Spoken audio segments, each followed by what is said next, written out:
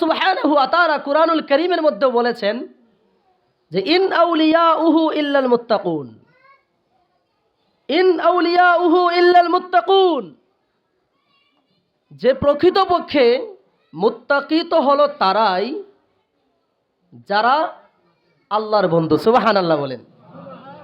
অর্থাৎ প্রকৃতপক্ষে মুত্তাকিরাই হলো কার বন্ধু? আল্লাহর বন্ধু। শুধু তাই না, আল্লাহ সুবহানাহু ওয়া তাআলা অন্য এক আয়াতের মধ্যে আল্লাহ তাআলা বলেন যে আলা ইন্না আউলিয়া আল্লাহি লা খাউফুন আলাইহিম ওয়া লা হুম ইয়াহজানুন। আল্লাহ তাআলা বলতেছেন যে আলা ইন্না আউলিয়া আল্লাহি লা খাউফুন আলাইহিম ওয়া লা হুম ইয়াহজানুন, ওই সমস্ত মানুষদের ভয় নাই, ওই সমস্ত মানুষদের চিন্তা নাই, ওই সমস্ত মানুষের পেরেশানি নাই, ওই সমস্ত মানুষের ডিপ্রেশন নাই, ওই সমস্ত মানুষের কোনো ভয় নাই যাদের ভিতরে তাকওয়া আছে। সুবহানাল্লাহ বলেন। কাদের ভয় নাই বললাম? যাদের ভিতরে তাকওয়া আছে, যাদের ভিতরে তাকওয়া অবলম্বন করতে পেরেছে, যারা মাহে রমজান মাসে রোজা রেখে যারা পরিপূর্ণ মুত্তাকি হতে পেরেছে, তাকওয়া অবলম্বন করতে পেরেছে, ওই সমস্ত মানুষদের আল্লাহ সুবহানাহু ওয়া তাআলার ভাষায় এদের কোনো ভয় নাই, এদের কোনো পেরেশানি নাই, এদের কোনো চিন্তা নাই। সুবহানাল্লাহ, সুবহানাল্লাহ। সুতরাং কি বুঝলেন? মাহে রমজান মাস শুধু রোজা রাখার নাম, তাকওয়া অবলম্বনের নাম। আপনি যদি তাকওয়া অবলম্বন করতে পারেন, আপনি যদি পরিপূর্ণ মুত্তাকি হতে পারেন, তাহলে আপনার জন্যই আজকের ঈদ। আর আপনার জন্যই আল্লাহ বলেছেন এদের কোনো ভয় নাই, চিন্তা নাই, পেরেশানি নাই। সুবহানাল্লাহ। শুধু তাই না, আল্লাহ সুবহানাহু ওয়া তাআলা অন্য এক আয়াতের মধ্যে আল্লাহ তাআলা ওই মুত্তাকিদের জন্য সুসংবাদ দিয়েছেন। কি সুসংবাদ? আল্লাহ বলতেছেন লাহুমুল বুশরা ফিল হায়াতিদ দুনিয়া ও ফিল আখিরা। সুবহানাল্লাহ বলবেন না? আল্লাহ সুসংবাদ দিতেছেন লাহুমুল বুশরা ফিল হায়াতিদ দুনিয়া ও ফিল আখিরা। আল্লাহ বলতেছেন যে ওই সমস্ত মানুষদের জন্য আমি আল্লাহর সুসংবাদ। এদের সুসংবাদ কোন জায়গায়? দুইটা জায়গায় এদের জন্য আমি আল্লাহর পক্ষ থেকে সুসংবাদ। একটা জায়গা হলো লাহুমুল বুশরা ফিল হায়াতিদ দুনিয়া, একটা জায়গা হলো দুনিয়া, দুনিয়ার জীবনে এদের জন্য একটা সুসংবাদ। আরেকটা হলো ওফিল আখিরা, এবং আখিরাতের জীবনে এদের জন্য আরেকটা সুসংবাদ। সুবহানাল্লাহ বলেন। আল্লাহ এই আয়াতের পরের অংশে, শেষ অংশে আল্লাহ তাআলা বলে দিতেছেন যে এরা কি, যাদের জন্য সুসংবাদ আল্লাহ তাআলা আদেশ করেছেন, সুসংবাদ দিয়েছেন, এদের জন্য আল্লাহ রাব্বুল আলামিন পরে আয়াতের পরের অংশে বলতেছেন যালিকা হুয়াল ফাউজুল আযীম। সুবহানাল্লাহ বলেন। এরাই হলো মহা সফলতা অর্জন করতে পেরেছে, এরাই হলো সফল কাম। সুবহানাল্লাহ। সফল কাম কারা বলছেন? যারা রোজা রেখেছে, জিনার মধ্যেও লিপ্ত ছিল, যারা রোজা রেখেছে ব্যভিচারে লিপ্ত ছিল, যারা রোজা রেখেছে আবার বেহায়াপনায় লিপ্ত ছিল, যারা রোজা রেখেছে বিভিন্ন পাপাচারে লিপ্ত ছিল, এদের জন্য আল্লাহ সুসংবাদ দিয়েছেন না। আমার আল্লাহ সুবহানাহু ওয়া তাআলা এদের জন্য সুসংবাদ দিয়েছেন যারা রমজান মাসে পূর্ণ রোজা রেখে, পূর্ণ রমজান মাসে সিয়াম সাধনার পরে তাকওয়া অবলম্বন করতে পেরেছে। এই মুত্তাকিদের জন্যই আল্লাহ সুবহানাহু ওয়া তাআলা সুসংবাদ দিয়ে বলেছেন লাহুমুল বুশরা ফিল হায়াতিদ দুনিয়া ও ফিল আখিরা। আল্লাহ বলেছেন এদের জন্য দুনিয়াতেও সুসংবাদ, আবার আখিরাতের জীবনেও সুসংবাদ। আর এই সমস্ত মানুষই হলো কি মহা সফলতা অর্জন করতে পেরেছে, মহা সফল কাম। এটা আল্লাহ পরের আয়াতের পরের অংশেই বলে দিয়েছেন যে যালিকা হুয়াল ফাউজুল আযীম, এরাই হলো প্রকৃতপক্ষে কি সফল কাম, কামিয়াব। মুহতারাম হাজরিন, বলছিলাম শুধু তাই না, যারা সফলতা অর্জন করতে পেরেছে, যারা সফল কাম হয়ে গেছে, এদের জন্য আখিরাতের ময়দানে, আখিরাতে কিয়ামতের দিন পুরস্কার, সর্বশেষ পুরস্কার হলো জান্নাত। সুবহানাল্লাহ বলেন। এদের জন্য সর্বশেষ পুরস্কার কি? জান্নাত। যদি এদের জন্য সফলতার পুরস্কার যদি জান্নাত না হইতো, তাহলে আমার আল্লাহ সুবহানাহু ওয়া তাআলা রসুল, ওনার রসুল একথা বলতেন না, একথা বলতেন না যে রোজাদারদের জন্য একটা স্পেশালি একটা জান্নাত আছে, যে জান্নাতটার নাম হলো রাইয়ান। সুবহানাল্লাহ বলেন। আর এই রাইয়ান দরজা দিয়ে শুধু স্পেশালিটি হলো রোজাদাররাই প্রবেশ করবে, অন্য কোনো মানুষ প্রবেশ করতে পারবে না। যেই জন্য মাহে রমজান মাস চলে গেছে, তাকওয়া অর্জনের মাস চলে গেছে, নাজাতের মাস চলে গেছে, এই মাহে রমজান মাস এক সাইডে রেখে দিলাম, এক পাশে রেখে দিলাম। বলুন তো দেখি, আমরা 5 বেলার নামাজের মধ্যে কয়জনে আমরা 5 ওয়াক্ত জামাতের সহিত নামাজ আদায় করি? যদি বলি একটু হাত তুলে দেখান তো, কয়জনে আমরা 5 ওয়াক্ত জামাতের সহিত নামাজ আদায় করি? দেখা যাবে না। হাতে গোনা কয়েকজন মানুষ হয়তো হাত তুলতে পারেন যে জামাতের সহিত নামাজ আদায় করি। আফসোস, অথচ এই নামাজটা ছিল আমাদের প্রত্যেকটা মুমিনদের জন্য, মুসলমানদের জন্য ফরজ। ইসলামের কয়টা খুঁটি আছে বলতে পারবেন? 5টা খুঁটি আছে। 5টা খুঁটির মধ্যে গুরুত্বপূর্ণ একটা খুঁটি হলো কি? নামাজ। যেটা সবচেয়ে গুরুত্বপূর্ণ খুঁটি সেটা হলো নামাজ।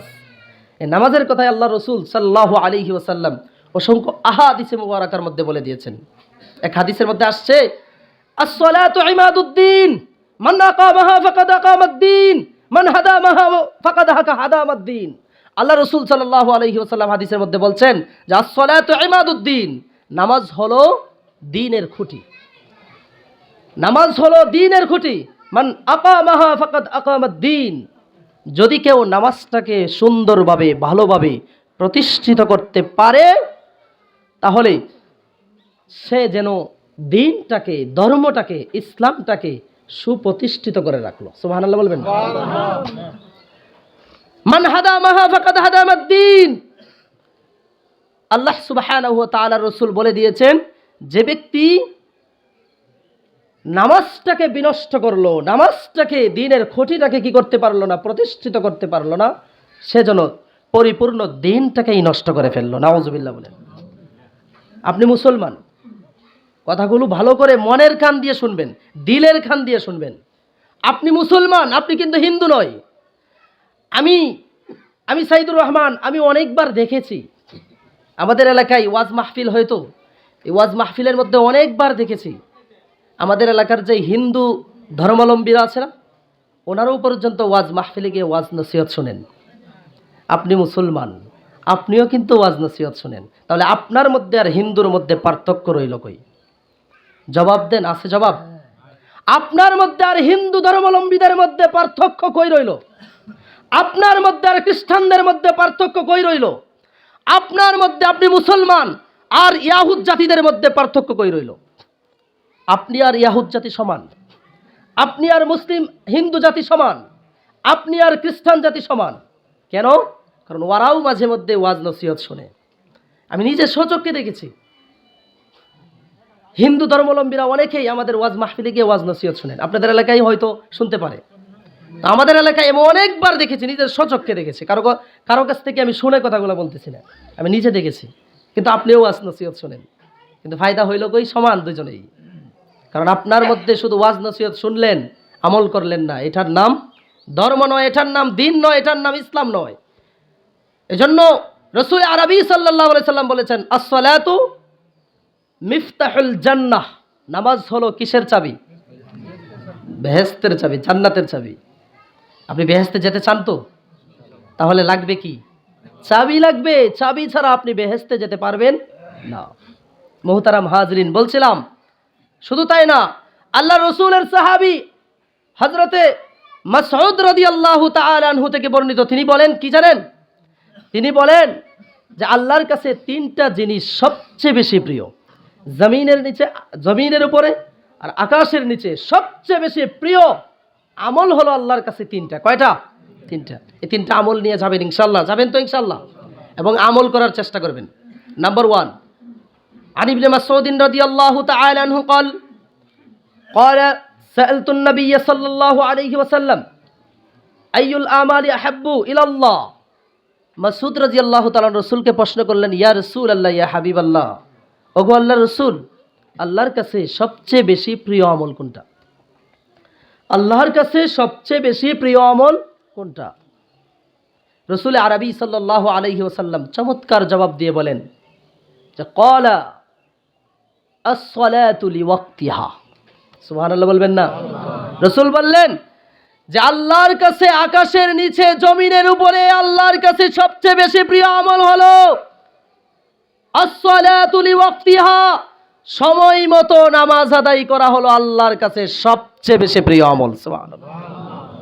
শুধু তাই না, আর ইবনে মাসউদ রাদিয়াল্লাহু তাআলা মাসউদ রাদিয়াল্লাহু তাআলা প্রশ্ন করলেন, ইয়া রাসূলুল্লাহ কুলতু সুম্মা আইয়ুন, অতঃপর কোনটি, এরপরে কোনটি, দ্বিতীয় স্থানে কোনটি? রাসূল জবাব দিলেন, বিররুল ওয়ালিদাইন, পিতামাতার সাথে সদাচরণ করা, পিতামাতার সাথে ভালো আচরণ করা, পিতামাতার খেদমত করা, এটা হলো আল্লাহর কাছে এবং আল্লাহর রাসূলের কাছে আকাশের নিচে জমিনের উপরে সবচেয়ে বেশি প্রিয় আমল। সুবহানাল্লাহ। চিন্তা করেন, প্রত্যেকটা কথা একটু চিন্তা করবেন যে আমি কি সময় মতো নামাজ আদায় করছি, আমি কি আল্লাহর ফরজ বিধান আদায় করছি, আমি কি পিতামাতার খেদমত করছি, আমি কি পিতামাতার সাথে সদাচরণ করছি। একটু চিন্তা করেন। পরক্ষণেই আল্লাহ রসুলের সাহাবী মাসউদ রাদিয়াল্লাহু তাআলা প্রশ্ন করলেন, কুলতু সুম্মা আইয়ুন, অতঃপর কোনটি ইয়া রাসূলুল্লাহ? রাসূল আরবি সাল্লাল্লাহু আলাইহি সাল্লাম জবাব দিলেন, ক্বালা আল জিহাদু ফি সাবিলিল্লাহ, আল্লাহর রাস্তায় জিহাদ করা হলো আল্লাহর কাছে সবচেয়ে বেশি প্রিয় আমল। সুবহানাল্লাহ। তাহলে প্রিয় আমল আপনাদেরকে কয়টা দিলাম? তিনটা। নাম্বার 1 সময় মতো নামাজ আদায় করা, নাম্বার 2 পিতামাতার খেদমত করা, নাম্বার 3 জিহাদ করা, আল্লাহর রাস্তায় জিহাদ করা। জিহাদটা তো এক পাশে রেখেই দিলাম, অন্তত আমাদের অঙ্গ প্রত্যঙ্গ দিয়ে যেই কাজটা গুরুত্বপূর্ণ, যেটা ইসলামের খুঁটি, নামাজ, সেটা তো আমাদের থাকতে হবে। এখন চিন্তা করেন আমরা কতজন 5 ওয়াক্ত নামাজ পড়ি। এই জন্য বলছিলাম যে আজকে থেকে আমরা ওয়াদাবদ্ধ হব, অঙ্গীকার করব যে আজকের পর থেকে ইনশাআল্লাহ আর কোনোদিন নামাজ ছাড়বো না। রাজি আছেন তো ইনশাআল্লাহ? হাত তুলে আল্লাহকে দেখান, বলেন, আল্লাহ আজকের পর থেকে আর কোনোদিন নামাজ ছাড়বো না। আল্লাহ সকলকে কবুল করুন, আল্লাহুম্মা আমিন। মুহতারাম হাজিরিন, বলছিলাম ইন্না আকরামাকুম ইনদাল্লাহি আতকাকুম, যে আল্লাহ রাসূল আল্লাহ রাব্বুল আলামিন কুরআনুল হাকিমের মধ্যে বলেছেন যে আল্লাহর কাছে সম্মানিত ব্যক্তি হলো তারা যারা তাকওয়া অবলম্বন করতে পেরেছে। আর রমজান মাসে তাকওয়া অবলম্বন করা আমাদের জন্য একেবারেই সহজ ছিল, কিন্তু চলে গেছে রমজান মাস। গত বছর যারা রমজান মাসে ছিল আমাদের সাথে, আমার যতদূর মনে পড়ে, বৃদ্ধ মানুষ আমাকে খুব ভালোবেসেছেন, মহাব্বত করেছেন, জনাব আব্দুল হামিদ সাহেব, মরহুম আব্দুল হামিদ সাহেব। তো উনি আমাকে খুবই মহাব্বত করতেন। উনি কিন্তু গত বছর রমজান মাসে ছিল কি ছিল না? আজকে আপনাদের সাথে কি আছে? তাই আচ্ছা, গ্যারান্টি দিয়ে বলতে পারবেন কি, আমরা এখানে যারা আছি বুকের মধ্যে হাত দিয়ে বলুন তো দেখি যে আগামী রমজান মাসে আমরা থাকবো? বলতে পারবেন? এই জন্য আসুন আমরা এখন থেকেই ওয়াদাবদ্ধ হই, অঙ্গীকারবদ্ধ হই, আর কোনোদিন নামাজ ছাড়বো না ইনশাআল্লাহ। বলছিলাম তাকওয়া কি আসলে, তাকওয়াটা আসলে কি? আমাদেরকে যে এত তাকওয়ার ওয়াজ করতেছেন হুজুর, তাকওয়াটা কি? তাকওয়া হলো আল্লাহ রসুল সাল্লাল্লাহু আলাইহি ওয়াসাল্লাম বলেছেন, আলোচনা শেষ করে দিব। আল্লাহ রসুল সাল্লাল্লাহু আলাইহি ওয়াসাল্লাম বলেছেন তাকওয়া হলো, আল্লাহ রসুলের সাহাবী হযরত ওমর রাদিয়াল্লাহু তাআলা আনহু, প্রসিদ্ধ হাদিস, এটা আপনারা জানেন। হযরত ওমর রাদিয়াল্লাহু তাআলা আনহু আল্লাহ রসুলের আরেকজন সাহাবী হযরতে উবাই ইবনে কাব রাদিয়াল্লাহু তাআলা আনহুকে প্রশ্ন করেছিলেন, হে আল্লাহর নবীর সাহাবী উবাই ইবনে কাব, আচ্ছা বলুন তো দেখি তাকওয়া কি? তাকওয়া কি? উবাই ইবনে কাব রাদিয়াল্লাহু তাআলা আনহু চমৎকার জবাব দিয়েছেন। কি জবাব দিয়েছেন? বলেছেন যে ওমর, আপনি কি কোনোদিন কাঁটাযুক্ত জঙ্গল দিয়ে অতিক্রম করেছেন, চলাফেরা করেছেন? আল্লাহর নবীর সাহাবী ওমর বলেন, হ্যাঁ অনেকবার চলাফেরা করেছি। উবাই ইবনে কাব বলেন, হে ওমর, তাহলে বলুন তো দেখি আপনি যখন কাঁটাযুক্ত জঙ্গল দিয়ে অতিক্রম করেছেন তখন কিভাবে চলাফেরা করেছেন? ওমর বলেন, সুন্দরভাবে কাপড়টা গুটিয়ে সেফে, নিজের শরীরটাকে সেফ করে চলাফেরা করেছি, যেন কাঁটাযুক্ত জঙ্গলের কাঁটা যেন আমার কাপড়ের মধ্যে বিদ্যমান না হয়, শরীরের মধ্যে বিদ্যমান না হয়। হযরত উবাই ইবনে কাব রাদিয়াল্লাহু তাআলা আনহু বললেন, এটার নামই হলো তাকওয়া। এই দুনিয়ার জমিনটা, দুনিয়াটা হলো কি? একটা জঙ্গল। এই দুনিয়াটা হলো একটা জঙ্গল, আর এই দুনিয়ার মধ্যে যে গুনাহ আছে, গুনাহ হলো কাঁটা। আপনি এই দুনিয়ার জমিনে চলাফেরা করবেন, এমনভাবে চলাফেরা করবেন, নিজের শরীরটাকে, নিজের দেহটাকে, নিজের মন মস্তিষ্ককে, নিজের দৈনন্দিন জীবনটাকে এমনভাবে গুটিয়ে চলাফেরা করবেন যেন আপনার দ্বারায় কোনো গুনাহ না হয়। যদি আপনি এমনভাবে চলাফেরা করতে পারেন তাহলেই তাকওয়া অবলম্বন করতে পারবেন, নতুবা আপনি তাকওয়া অবলম্বন করতে পারবেন না। এটার নাম হলো তাকওয়া। এটার নাম কি? তাকওয়া। এজন্য রমজান মাস চলে গেছে, তাকওয়া অর্জনের একটা মহা সুযোগ চলে গেছে। কিন্তু আমরা হাতছাড়া করে ফেলেছি। এজন্য আপনাদের প্রতি আমার অনুরোধ থাকবে, মাহে রমজান মাস চলে গেছে, এখন থেকেই অন্তত চেষ্টা করবেন ওয়াক্তের নামাজে না হয় অন্তত জুমার নামাজে, এই মসজিদে জুমার নামাজটা পড়ার চেষ্টা করবেন তো ইনশাআল্লাহ।